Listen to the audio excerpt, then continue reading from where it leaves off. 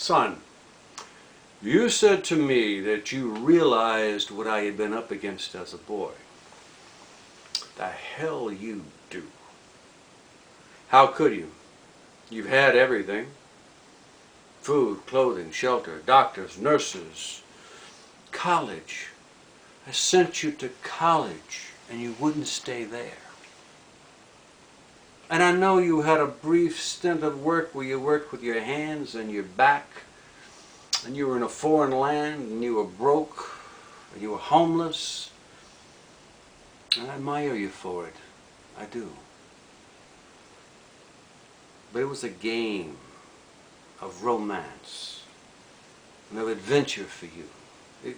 It was play to you. I've been trying to explain the value of $1. What can you tell me about the value of $1? When I was 10 years old, my father deserted the family and went back to Ireland to die, of which he did, and not soon enough. He deserved to, and I hope the son of a bitch is roasting in hell. Anyway, he left my mother a stranger in a strange land with 4 young children. There was me, a sister 2 years older, 2 sisters younger. The older brother, he had gone off to parts unknown, never heard of. And there was no goddamn romance in our poverty. Twice we were evicted. My mother's few things of furniture were just thrown into the streets. She was crying. The girls were crying. And I was crying too. But I tried not to. Because I was the man of the house at 10 years old. And there was no more school for me. I went to work in a machine shop 12 hours a day learning how to make files.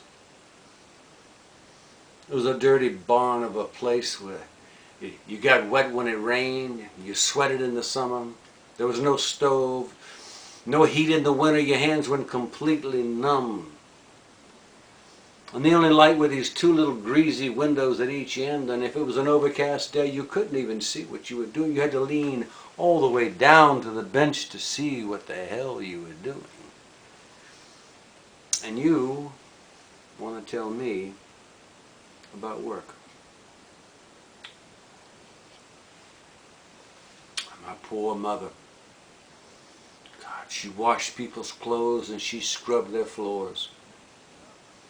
The older sister took in some sewing. The 2 younger ones stayed at the house and tried to keep it together. There wasn't clothes enough to wear or food enough to eat. I remember one Thanksgiving, it was a Christmas. Well, someone had given my mother a few extra dollars for Christmas, and on the way home she spent every penny of it on food.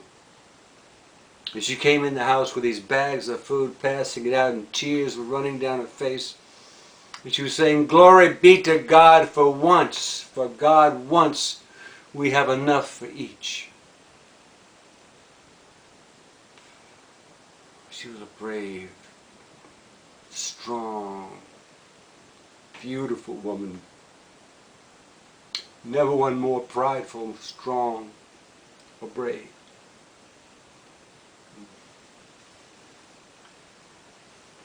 Her only fear in life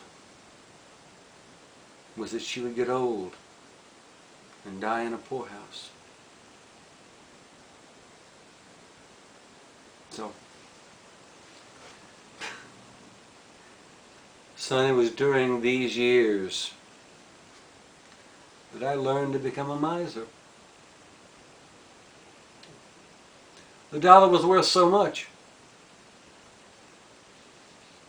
And once you learn a thing, it's hard to unlearn it. You've got to search for the value.